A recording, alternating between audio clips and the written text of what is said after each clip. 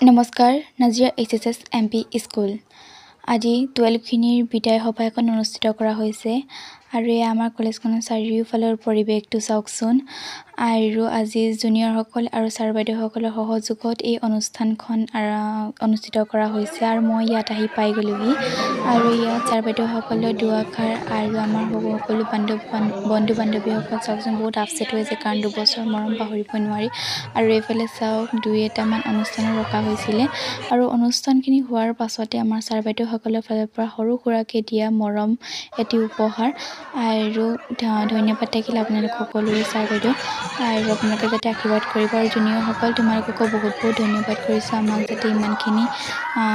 বিদায় সভা অনুষ্ঠিত কৰাৰ কাৰণে আৰু আমাৰ বন্ধু বান্ধৱীসকলৰ মৰমখিনি দুবছৰীয়া মৰম কেতিয়াও পাহৰিব নোৱাৰি মই মেমৰি হিচাপে এই ভিডিঅ'টোতে মই বান্ধি থৈছোঁ আৰু আজি এই বিদায় সভাখন ইয়াতে সামৰণি হৈছে আশীৰ্বাদ কৰিব যাতে আমি সকলোৱে আগুৱাই